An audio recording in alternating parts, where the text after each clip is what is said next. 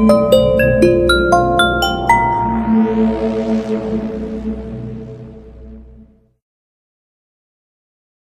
2 সপ্তাহের দাবদাহের হাত থেকে বাঁচা গেল আজ। কালবৈশাখীর ঝড়ের ঠান্ডা হাওয়ার শীতলতা গ্রাস করেছে শরীর আর মনকে।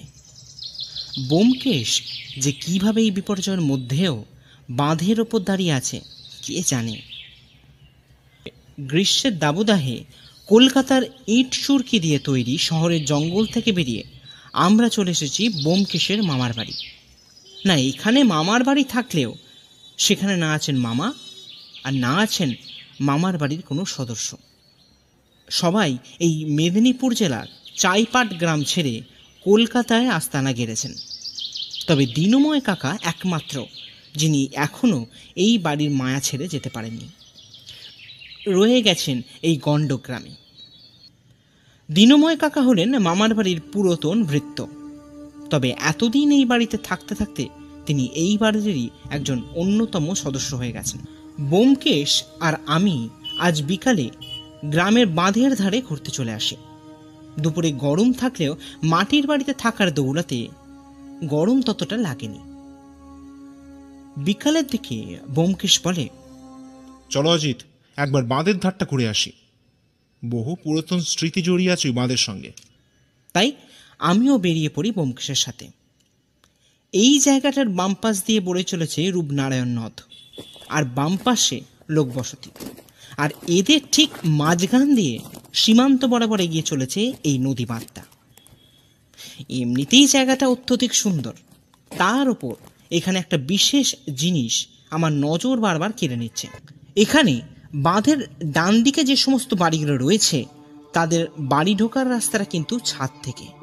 অবশ্যই এর কারণ ব্যোমকেশের থেকে জিজ্ঞাসা করাতে সে বলে, বন্ধুবর, তুমি শুধুই বাড়িতে ঢোকার রাস্তাটাই দেখলে, একবার বাঁধের ধারে বরাবর বাড়িগুলোর একতলার দিকে তাকিয়ে দেখো তো, তাহলেই সব বুঝতে পারবে ভাইয়া। আসলে এখানে আগে খুব বন্যা হতো, তাই গ্রামের মানুষরা রূপনারায়ণের বর্ষার জল থেকে বাঁচতে সবাই মিলেই দোতলার সমান বাঁধ সৃষ্টি করে। তাই বাড়িগুলো নিচু হয়ে যায়, আর অগত্যা ছাদ থেকেই বাড়িতে ঢোকার রাস্তা করতে হয়।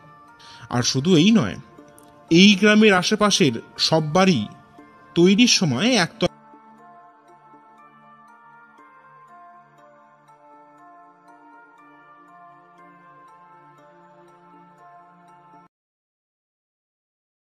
সমান মাটি ফেলে তার ওপর নতুন করে বাড়ি তৈরি হয়। বুঝলেন অজিত বাবু? এবার চলুন একটা বিশেষ জায়গায় নিয়ে যাই। এই বলে ব্যোমকেশ বাঁধের ওপর দিয়ে সামনের দিকে এগিয়ে গেল। অগত্যা আমাকেও যেতে হলো। এবার যে জায়গাটায় ব্যোমকেশ আমাকে নিয়ে এলো, সেখানে না এলে আমার জীবনটাই বৃথা হয়ে যেত। বাঁধের ঢাল ধরে নেমে আমরা পৌঁছে গেলাম নদীঘাটে। সত্যি কি যে ভালো জায়গাটা, তা ভাষায় ব্যক্ত করা যায় না। বিশেষ করে এই ঢালটা, তার চারপাশে সবুজ বনানীতে ভর্তি। এতটাই গাছ সেখানে যে সূর্যের আলো সেখানে প্রবেশ করে না। কিন্তু সব ভালোর মধ্যেই মুশকিল হলো আকাশের উত্তর পশ্চিম কোণে কালো মেঘ জড়ো হয়েছে। শহরে থাকলে এই মেঘ দেখে ভালো লাগলেও এই গণ্ডগ্রামে ফাঁকা মাঠের ধারে নদী বাঁধে ঘুরতে এসে এই মেঘ দেখে মোটেও ভালো লাগছে না আমার। ব্যোমকেশকে বললাম, ব্যোমকেশ, এবার কেটে পড়া যাক, নাহলে এক্ষুনি এখানে বিপদে পড়ে যাব। মাথা গোজার জায়গা কিন্তু কোথাও কি নেই, তাই চলো এবার। ব্যোমকেশ আমার কথায় রাজি হলো, কিন্তু ভাগ্যে বিপদ থাকলে তা খণ্ডাবে কে? রাস্তায় আস্তে আস্তে প্রবল ঝড়ের সম্মুখীন হলাম। কোনো মতে নিজেদের বাঁচিয়ে যখন ঘরে পৌঁছালাম, তখন আমরা দুজনে পুরোপুরি ভিজে গেছি। এখন ব্যোমকেশ আর আমি ঘরে বসে আছি। বৃষ্টি আগেই থেমে গেছে, চারপাশ অন্ধকার। হঠাৎ দীনময় কাকা এসে ব্যোমকেশকে বলে, দাদা বাবু, তোমার সাথে ছোট কর্তা দেখা করতে এসেছেন। ব্যোমকেশ সবাইকে প্রশ্ন করে, ছোট কর্তাটা আবার কে গো? এ গ্রামের জমিদারের ছোট ছেলে বাবা। তোমরা এসেছে শুনে উনি দেখা করতে আসেন, তোমরা এসো। এই বলে দীনময় কাকা বাইরে বেরিয়ে গেল।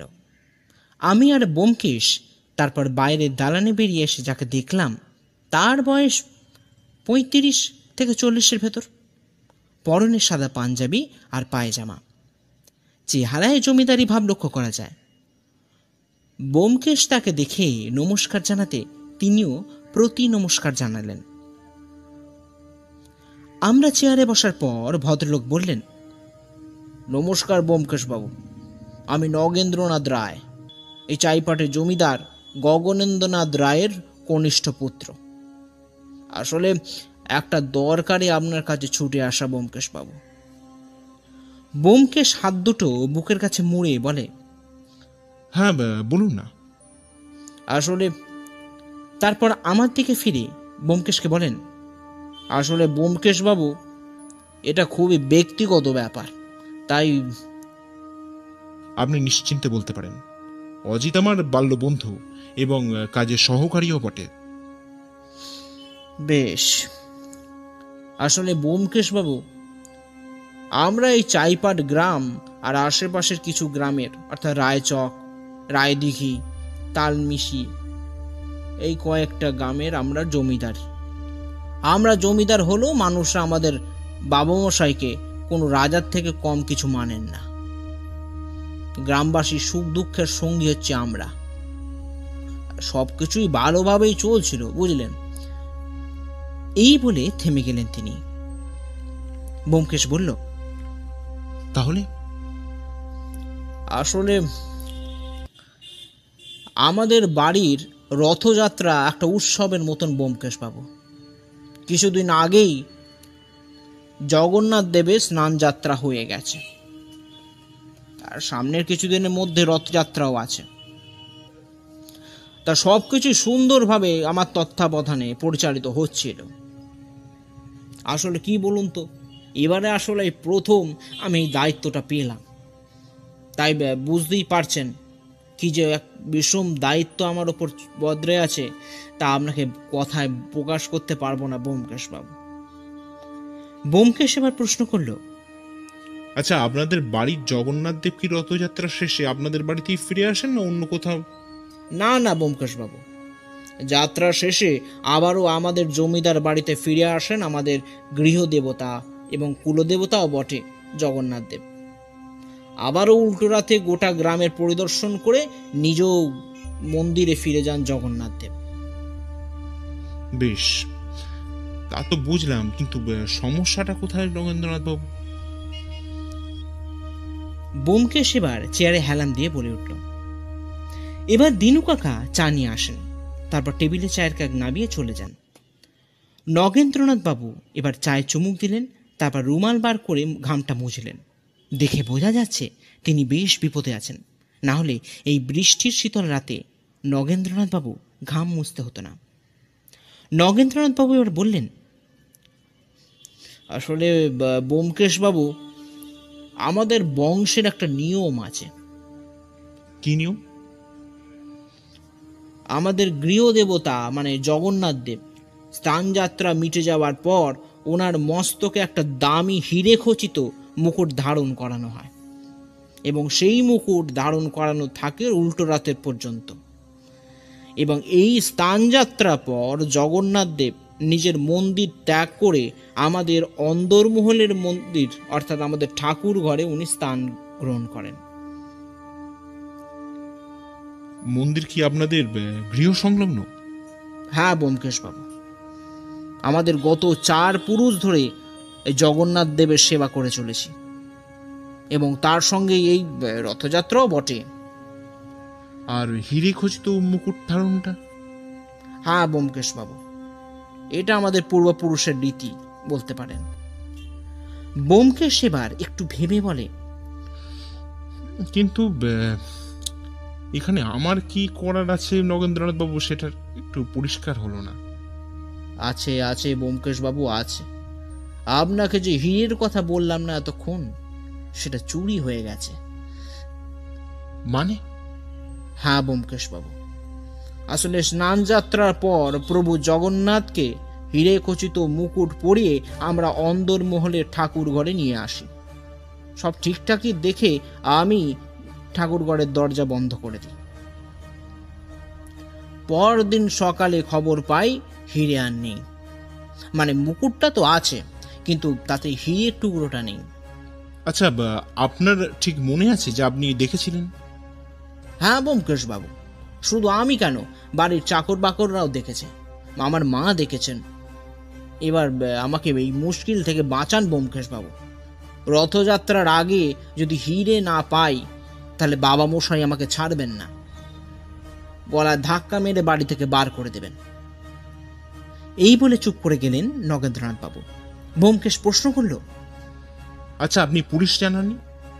একদমই নয় ব্যোমকেশ বাবু, বাবা মশাইকে জানানো যাবে না।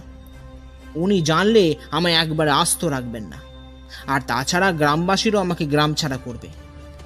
তবে মা পুরো ব্যাপারটা জানেন। আপনি এই গ্রামে এসেছেন শুনে আমি ছুটে আসি আপনাকে এই ব্যাপারটা খুলে বলার জন্য। এবার আমাকে বাঁচান ব্যোমকেশ বাবু। ব্যোমকেশ কিছুক্ষণ চুপ থেকে বলে, ভারী বিপদে ফেললেন নগেন্দ্রনাথ বাবু। সময়ও খুব কম, তার উপর তদন্ত লুকিয়ে করতে হবে। বেশ, একবার আপনাদের বাড়িটা ঘুরে দেখতে হবে নগেন্দ্রনাথ বাবু। বেশ, তো কালকেই আসুন না, আর সময় থাকলে লাঞ্চটা ওখানেই করবেন। তবে একটাই কথা ব্যোমকেশ বাবু। আমাদের পরিচয় গুপ্ত রাখতে হবে, তাই তো? হ্যাঁ ব্যোমকেশ বাবু। বেশ, আপনি নিশ্চিন্তে রাজবাড়ি ফিরে যান। কাল সকালবেলা আমি আর অজিত পৌঁছে যাব। আমাকে বাঁচালেন ব্যোমকেশ বাবু। তাহলে এবার আমি আসি, নমস্কার। এই বলে ভদ্রলোক বেরিয়ে গেলেন। ব্যোমকেশকে দেখলাম চেয়ারে হেলান দিয়ে সিগারেট ধরাতে। আমি বললাম, কি ভাইয়া, কি বুঝলে? ব্যোমকেশ সিগারেটে ধোঁয়া ছেড়ে বলল, খুব বিপদ ভাই অজিত। নগেন্দ্রনাথ বাবুকে তো নিশ্চিন্তে বাড়ি ফিরতে বললাম, কিন্তু এদিকে আমার যে চিন্তা অনেক গুণ বেড়ে গেল। এসব ছাড়ো, তুমি কিছু বুঝতে পেরেছো কি? না ভাইয়া, এই হীরের টুকরো নিয়ে কোনো কিছুই আমি বুঝতে পারছি না। তবে এবার আমার দিকে ঝুঁকে পড়ে ব্যোমকেশ বলে, তবে হীরে খুঁজে না পেলে তোমার আমার গর্দানটা যে চলে যাবে, সেই বিষয়ে কোনো সন্দেহ নেই অজিত। এই বলে হাসতে থাকে ব্যোমকেশ। আমি মনে মনে ভাবতে থাকি, ব্যোমকেশ যতই আমাকে ভয় দেখাবার চেষ্টা করুক না কেন, এই হিরে যে রথযাত্রার আগে এসে খুঁজে বার করবে সেই বিষয়ে আমার কোনো সন্দেহ নেই। এখন সকাল 9টা বাজে। আমি আর ব্যোমকেশ পদব্রজে বেরিয়ে পড়ি চাইপাট রাজবাড়ির উদ্দেশ্যে। সত্যি এত বড় রাজবাড়ির অন্দরমহলে কখনো ঢোকার যে সুযোগ পাবো সেটা ভাবতেই পারা যায় না। সবই সম্ভব হয়েছে ব্যোমকেশের জন্য। ব্যোমকেশের মামার বাড়ি থেকে রাজবাড়ি পৌঁছাতে আমাদের সময় লাগলো মিনিট 10। সত্যি জমিদার বাড়িটা কিন্তু লাজবাব। বাড়ির সামনেই ডান দিকে লক্ষ্য করলাম জগন্নাথ দেবের বিশাল বড় মন্দির। তবে সেখানে দৌড় বন্ধ। তারপর লোহার গেট টেনে ভেতরে প্রবেশ করলাম। গেট থেকে গাড়ি বারান্দা বরাবর নুড়ি পাথর বিছানো রাস্তা দিয়ে হেঁটে যখন দরজার সামনে পৌঁছালাম, তখন দেখলাম নগেন্দ্রনাথবাবু বাড়ির ভেতর থেকে বেরিয়ে আসছেন। আমাদের কাছে এসে বললেন, নমস্কার আপনাদের, আসুন আসুন, ভেতরে আসুন। তবে মনে আছে নগেন্দ্রনাথ বাবু, আমরা আপনার বন্ধু, কলকাতায় থাকি, রথযাত্রার মামার বাড়ি আসি, তাই এখানেও চলে আসি। নগেন্দ্রনাথবাবু স্বস্তি নিঃশ্বাস ফেলে বললেন, বেশ, আমাকে বাঁচালেন, তাহলে আসুন। প্রথমে আমাদের বৈঠকখানায় বসতে বললেন। তারপর সেখানে বসার সঙ্গে সঙ্গে কিছু জলযোগ চলে এলো। নগেন্দ্রনাথবাবু বললেন, ব্যোমকেশবাবু, আপনারা প্রথমে সামান্য জলযোগটা একটু সম্পন্ন করুন, তারপর ঠাকুরঘরে নিয়ে যাওয়া যাবে। এত খাবার দেখে আমি হতবাক হয়ে যাচ্ছি, কোনটা খাবো আর কোনটা বাদ দেবো। এমন সময় এক বৃদ্ধা ভদ্র মহিলা দরজার গোড়ায় এসে দাঁড়ালেন। নগেন্দ্রনাথবাবু এগিয়ে গিয়ে কী সব কথা বললেন, তারপর মহিলা ওখান থেকে চলে গেলেন। নগেন্দ্রনাথবাবু আমাদের কাছে আসতে ব্যোমকেশ প্রশ্ন করল, আপনার মা?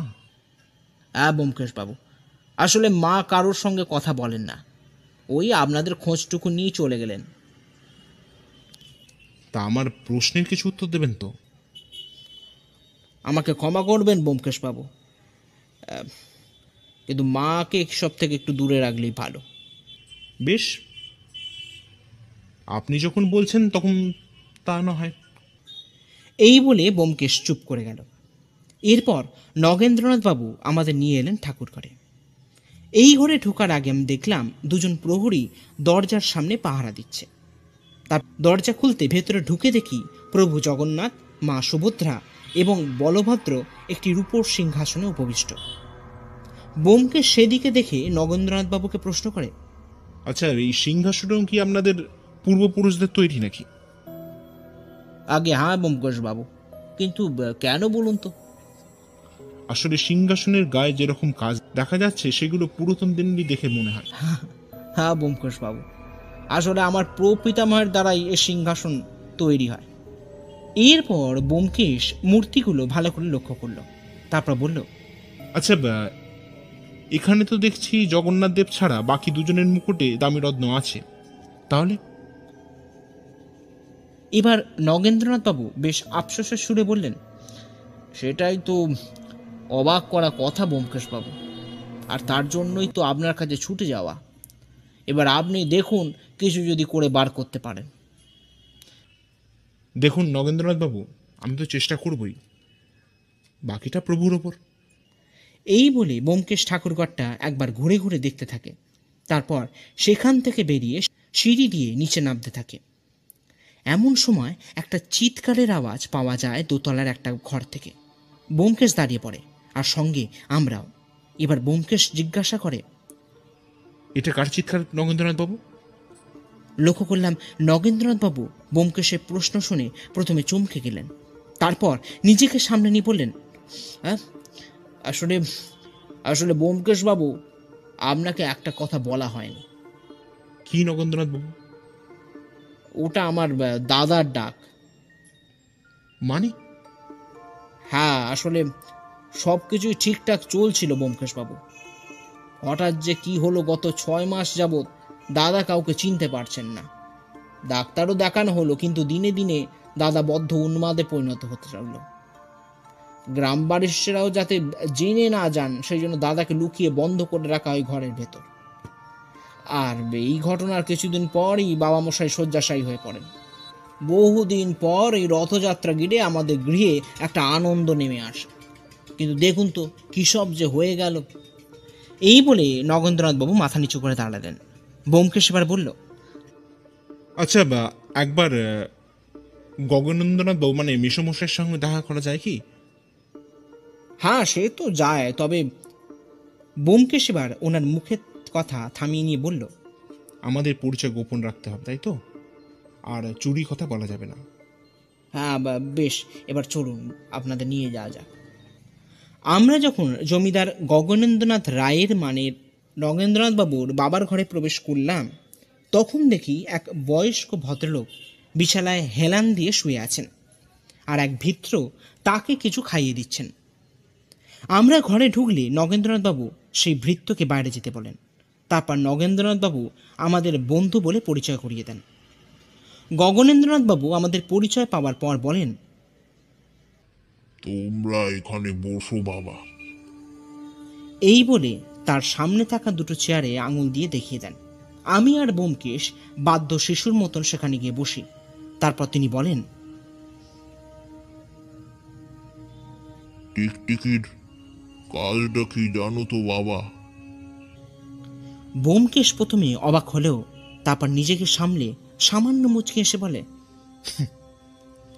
ভারী উপকারী জীব মেসমশাই, মানুষের উপকার করে। বেশ, সেই অপেক্ষায় থাকলাম। তারপর কিছুক্ষণ চুপ থাকার পর গগনেন্দ্রনাথবাবু বললেন, আমি আগের মতন থাকলে তোমাকে তার উপকারিতা বলে দিতে পারতাম, তবে এখন একটা কথা। বলে থেমে গেলেন। ব্যোমকেশ বলল, কি কথা মেসমশাই? একটা প্রবাদ আছে জানো তো, বাংলা প্রবাদ, জীবননাথই জগন্নাথ। ব্যোমকেশ কিছুক্ষণ ভেবে তারপর বলে, জানতাম না, তবে আপনি বলছেন যখন এবার একবার জেনে নেব। এরপর ব্যোমকেশ নগেন্দ্রনাথ বাবুর দিকে চেয়ে বলেন, আচ্ছা নগেন্দ্রনাথ বাবু, মেসমশাইয়ের চিকিৎসা কে করেন? আর বলবেন না, বাবা আয়ুর্বেদ চিকিৎসা করাচ্ছেন। আমি কত করে বলি যে একবার অ্যালোপ্যাথির চিকিৎসা করান, কিন্তু বাবা পুরাতন খেয়ালের মানুষ, তিনি আয়ুর্বেদ ছাড়তে পারছেন না। তা বৈদ্য কি আপনাদের গ্রামেরই নাকি? হ্যাঁ ব্যোমকেশ বাবু, রায়চকে মানে পাশের গ্রামেই উনি বসেন, অসীম বৈদ্য। ও বেশ। এরপর ব্যোমকেশ গগনেন্দ্রনাথ বাবু দিকে ফিরে বলেন, তাহলে উঠলাম মেসমশাই, আপনি ভালো থাকবেন। এরপর গগনেন্দ্রনাথ বাবু যে কথাটা বললেন তাতে আমি অবাক হয়ে গেলাম। তিনি বললেন, আমার ভালো থাকা আর খারাপ থাকা নির্ভর করছে ওই দেবাদি দেবের ওপর। উনি যদি একটু কৃপা দৃষ্টি দেন তাহলে। উনি চুপ করে গেলেন। আমরা ওখান থেকে বেরিয়ে পড়লাম। আমি আর ব্যোমকেশ এখন বাঁধের ওপর দিয়ে হাঁটতে হাঁটতে চলেছি। চারিদিকে সবুজ বনরাজির মাঝখান দিয়ে এই বিকালবেলায় হাঁটতে হাঁটতে বেশ ভালোই লাগছে। তার উপর দুপুরে রাজবাড়িতে খাওয়া দাওয়াটাও একটু বেশিই হয়ে গেছে, তাই হাঁটাটা দরকার। কিন্তু ব্যোমকেশকে দেখছি রাজবাড়ি থেকে বেরোবার পর থেকেই কেমন অন্য মনস্ক। তাই আমি প্রশ্ন করলাম, কি হে ব্যোমকেশ, এত চিন্তা করছো কেন? ব্যোমকেশ সিগারেটের ধোঁয়া ছেড়ে বলল, অজিত, কিছু বুঝতে পারছি না ভাই, কিছু বুঝতে পারছি না অজিত। এমনিতেই সময়টা এত কম, তার উপর এত রকমের ধাঁধা। আমি অবাক হয়ে প্রশ্ন করলাম, কিসের ধাঁধা ব্যোমকেশ? এই প্রশ্নের পর ব্যোমকেশ আমার দিকে হাঁ করে তাকিয়ে থাকে। তারপর বলে, তুমি কি মজা করছো নাকি অজিত? না সত্যি তুমি কিছু বুঝতে পারোনি? কি বুঝবো ভাইয়া? এবার ব্যোমকেশ মাথা চাপড়ে বলে, সত্যি অজিত, তুমি না আমার বন্ধু, এইটুকু ব্যাপার ধরতে পারলে না? কি ব্যাপার? আরে গগনেন্দ্রনাথ বাবু আমাকে 3টে ক্লু দিলেন, তার 2টো আমি ধরতে পেরেছি, কিন্তু 3 নম্বরটা আমি ধরতে পারছি না। আমি এবার মাথা চুলকে বললাম, কিন্তু ভাইয়া, তুমি বুঝেছ খুব ভালো হয়েছে, তো দয়া করে যদি এই এই মানুষটাকে একটু সাহায্য করতে। অজিত, গগনেন্দ্রনাথ বাবু কি কি বললেন বলো তো, তোমার মনে আছে? ওই তো টিকটিকি, দেবাদিদেব, এইসবই তো বলছিলেন। ঠিক বলেছ। এখানে টিকটিকি হলাম আমি, আর আর দেবাদিদেবও আমি। আমি একটু ভেবে বললাম, ও আচ্ছা আচ্ছা, ব্যোমকেশ মানে তো মহাদেব, আর টিকটিকি সত্যান্বেষণ অজিত, সত্যান্বেষণ। আমি এবার অবাক হয়ে বললাম, তার মানে উনি বুঝে গেছেন তুমি? অজিত, সেটাই তো লাগছে, কিন্তু কিভাবে? আর সবচেয়ে বড় আশ্চর্যের ব্যাপার হলো ওনার 3 নম্বর কথাটা। কোনটা বলো তো ব্যোমকেশ? ব্যোমকেশ এবার রূপনারায়ণের ঘাটের পাশে দাঁড়িয়ে বলল, জীবননাথী জগন্নাথ, এর মানে কি অজিত? আমি লক্ষ্য করলাম পরন্ত সূর্যের আলোর ছটায় রক্তবর্ণ ধারণ করেছে ব্যোমকেশের মুখ। আমি জানি না এই প্রবাদের মানে কি, কিন্তু এটা জানি ব্যোমকেশ ঠিক এই রহস্যের সমাধান করবে। এবার ব্যোমকেশ হঠাৎ বলে উঠল, চলো একবার বৈদ্যের কাছ থেকে ঘুরে আসা যাক। এই বলে সে রাস্তার দিকে পা বাড়ালো। অগত্যা আমিও এগিয়ে চললাম। আমরা যখন পৌঁছালাম তখন বৈদ্য দরজায় তালা চাবি দিচ্ছেন। আমাদের দেখতে পেয়ে দাঁড়িয়ে পড়লেন, তারপর বললেন, এখন চেম্বার বন্ধ, কাল সকালে এসো বাবা। ব্যোমকেশ নিজের পরিচয় দেওয়াতে বৈদ্য চেম্বার খুলে আমাদের ভেতরে নিয়ে যান। তারপর আমরা চেয়ারে বসতে বসতে বৈদ্য বলেন, তা আমার এখানে সত্যান্বেষণের কি দরকার? ব্যোমকেশ মুচকি হেসে বলে, আসলে গগনেন্দ্রনাথ বাবুর বিষয়ে একটু কথা ছিল আপনার সাথে। অত দয়ালু একটা লোক আজ শয্যাশায়ী, কি যে খারাপ লাগে। কিন্তু ওনার এরকম অবস্থা হলো কি করে? বৈদ্য কিছুক্ষণ ভেবে তারপর বললেন, প্রায় 1 বছর আগেকার ব্যাপার হবে হয়তো। কর্তামশাই বুকের ব্যায়ামও দেখা যায়, তা কিছুদিন চিকিৎসার ফলে উনি সুস্থ হয়ে ওঠেন। কিন্তু তারপর যে কি হলো, ওনার হাঁটা চলাই বন্ধ হয়ে গেল। আমি এবার অবাকে প্রশ্ন করলাম, মানে? চিকিৎসা উনি সাড়া দিচ্ছিলেন, শরীরও ভালো হয়ে যাচ্ছিল, কিন্তু কিছুদিন পর থেকেই ওনার চলার শক্তি লোপ পেয়ে যায়। আর এখন তো এই বলে চুপ করে গেলেন বৈদ্যমশাই। ব্যোমকেশ এবার বলে, বেশ, আমরা তাহলে আজ আসি, পরে দরকার হলে আবার আসা যাবে। আমরা ওখান থেকে বেরিয়ে কিছু দূর এগিয়েছি, অমনি ব্যোমকেশ আমাকে বলে, অজিত, তুমি আবার বাড়ি ফিরে যাও। দিনময় কাকাকে বলবে তেলে ভাজা ভাজতে, আর আমি একটু পরে আসছি। এই বলে সে গডমড করে সামনের দিকে হেঁটে চলে গেল। সত্যি ব্যোমকেশ যে কখন কি করে কিছুই বোঝা যায় না। সন্ধ্যা 8টা বেজে গেছে। ব্যোমকেশ আসছে না দেখে আমি গল্পের খসড়াটা নিয়ে বসেছি, কিন্তু কিছুতেই মন লাগাতে পারছি না। হঠাৎ পেছন থেকে ব্যোমকেশের গলার আওয়াজ পেলাম। কি বন্ধুবর, গল্প এগোলো নাকি ভেবেই চলেছ? আমি প্রশ্ন করলাম, কোথায় গিয়েছিলে ব্যোমকেশ? সেটা পরে বলবো, আগে বলো তো তেলে ভাজা কিছু রেখেছো নাকি সবই? না না, আছে আছে, আমি নিয়ে আসছি, দাঁড়াও। এই বলে আমি চেয়ার থেকে উঠতে যাব, ব্যোমকেশ বলে উঠল, ওসব ছাড়ো, এখন রাতে খেয়ে নেবো। আগে বলো তো আজকের ঘটনায় তুমি কি বুঝলে? আমি বললাম, দেখো ব্যোমকেশ, আমি না সত্যি কিছু বুঝতে পারছি না, সব কেমন তালগোল পাকিয়ে যাচ্ছে। ব্যোমকেশ এবার বলে, জীবননাথই জগন্নাথ অজিত, জীবননাথই জগন্নাথ। এই বলে সে চুপ করে গেল। আমি প্রশ্ন করলাম, মানে ব্যোমকেশ? না ছাড়ো, আর চলো তাড়াতাড়ি খেয়ে নিতে হবে। কেন? পাহারা দিতে হবে অজিত, পাহারা দিতে হবে। এই বলে সে বেরিয়ে গেল। আমি অবাক হয়ে রইলাম। রাত 9:30টায় ব্যোমকেশ হাতে টর্চ নিয়ে বেরিয়ে পড়ল। সত্যি ব্যোমকেশ যে কি করে! খাওয়া দাওয়া শেষ করে আমি উঠোনে খাটিয়ার ওপর বসে আছি। আজকের দিনটা খুব ব্যস্ততার মধ্যে কেটে গেল।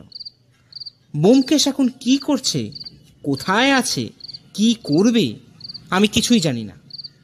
আর ওকে জিজ্ঞাসা করলেও যে কোনো সদুত্তর পাওয়া যাবে তা একদমই নয়। তাই আমি মনস্থির করলাম ব্যাপারগুলো একটু নেড়ে ছেড়ে নিজে থেকেই দেখা যাক।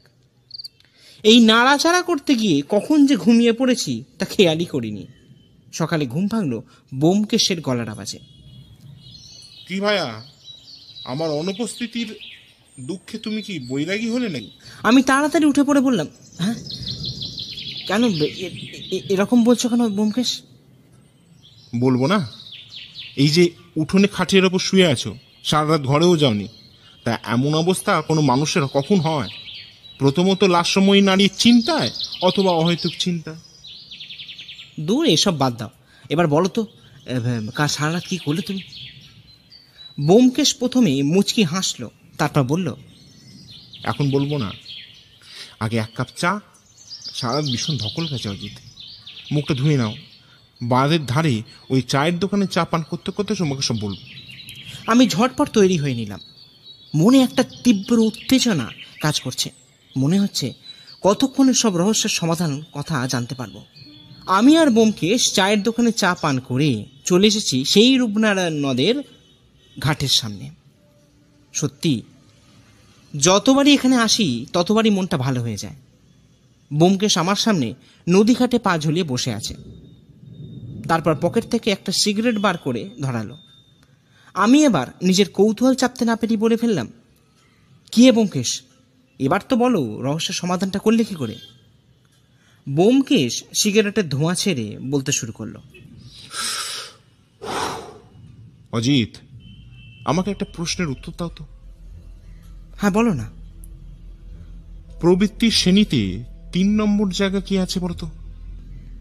আমি অবাক হয়ে বললাম, মানে এই আবার কেমন ধরনের প্রশ্ন ব্যোমকেশ? আরে বলোই না। ওই তো কাম, ক্রোধ, লোভ। হ্যাঁ, লোভ লোভ। এবার ব্যোমকেশ আমার দিকে ফিরে বলল, হ্যাঁ অজিত, এই লোভই শেষ করেছে চাইপাট রাজবংশকে। তবে এটা নতুন কিছু ঘটনা নয়, যুগ যুগ ধরে এইভাবেই প্রবৃত্তির নোংরা খেলা চলে আসছে অজিত। আমি এবার হতাশ হয়ে বললাম, কি সব বলছো ব্যোমকেশ, আমি তো কিছুই বুঝতে পারছি না।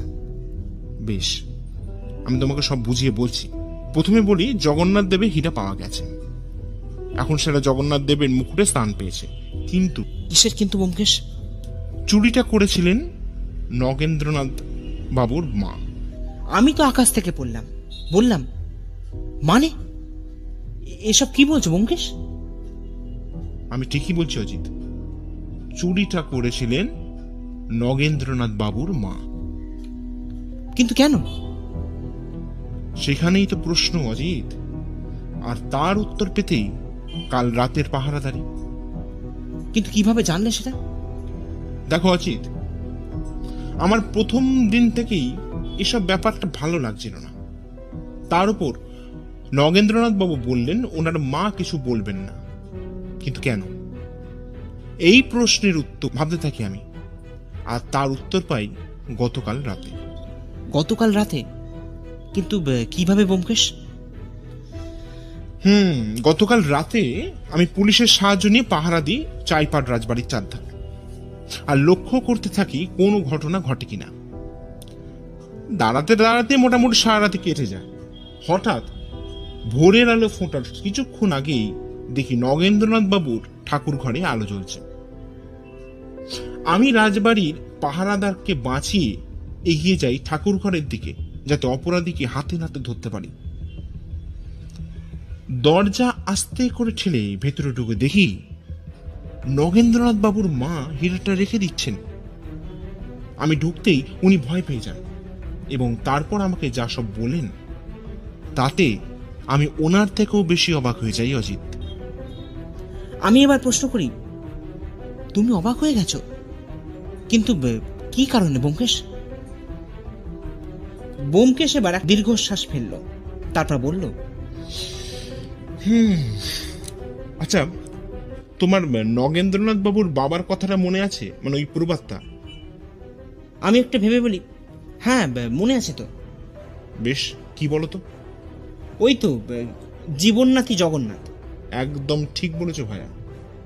আসলে উনি আমাদের একটা ক্লু দিয়েছিলেন, তবে অসমাপ্ত।